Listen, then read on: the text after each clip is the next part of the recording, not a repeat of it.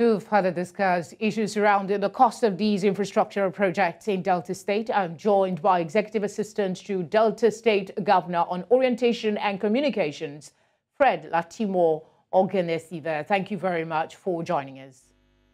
Thank you for having me. Some people wonder why building of flyovers and overhead bridges appear big for the government of Delta State. Some say those should be basic provisions by the state government. How do you respond? Well, they are basic they are basic services to the people, as a matter of fact. But as you can see, it's a necessity that the present government need to accomplish. When this administration came in, that problem has been there, and a lot of Deltas has been complaining concerning those roads, especially the heavy traffic in Ezewuike, PTI Junction, DSC Runabout, and a portion of Marine Gate up to NRA Junction. And those areas really need to, proper, construction work to be done. And to do that, the governor decided to engage Julius Berger, that has that track record of performance in terms of road construction. So at the end of this project, what we expect to see is that the congestion of traffic in those areas, DSC Runabout, PTI Junction, Ezewuike, up to NRA and Marine Gate, those problems will be solved. And that will ease, free flow of traffic, and at the same time, transportation of goods and services. The opposition party, as captured in the report by my colleague Austin, has accused your principal of overinflating the cost of project to the tune of 50 billion naira. How do you react to this allegation?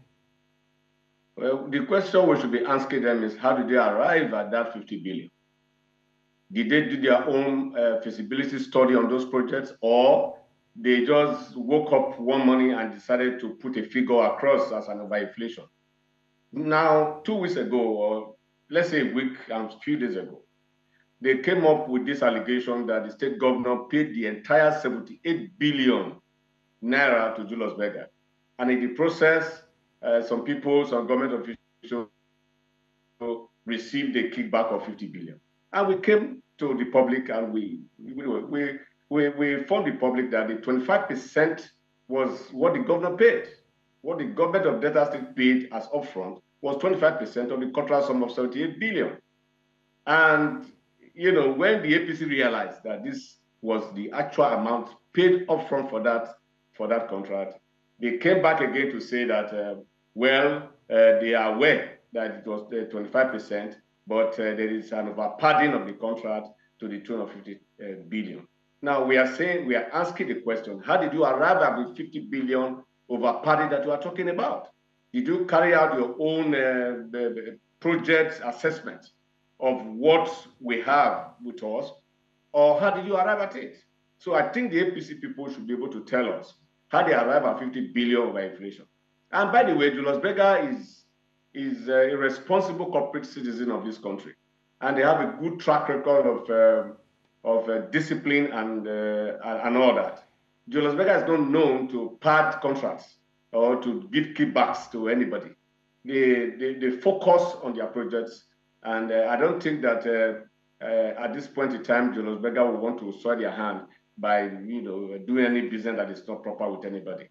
So as far as this Delta State is concerned, all we know is that the project has been awarded to a competent contractor, and that they are going to do the job according to specification.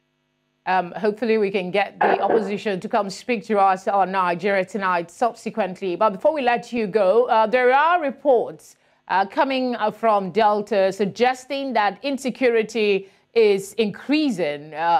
This is important if it's true, that no matter what the state does in improving infrastructure, safety of life remains paramount. Is the state government worried about this suggestion, this increasing spate of kidnapping and attacks by alleged headers? If it is, what is the government doing to reverse the trend?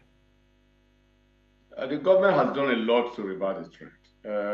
The governor is working with all the head of security agencies in the state. The army, the police, the navy, everybody is at alert as far as security is concerned. But you know that this issue of security is not peculiar to Delta. It's a national issue, this headers problem. It's spread across the state, it's in Imo State, it's in Sokoto, it's in Kaduna, it's in all parts of the country. But in Delta, it's quite minimal. The trend here is very, very, very low. And this is because the state government has been able to fund security infrastructure and provided the operational vehicles, telecommunication equipment, and they are working, in collaboration with the security agencies to make sure that this is kept to the barest minimum.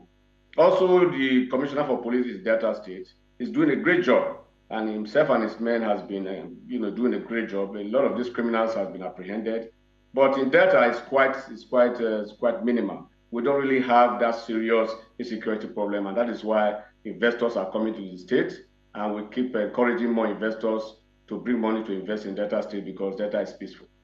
Fred, thank you so much for speaking with us. Thank you very much for having me.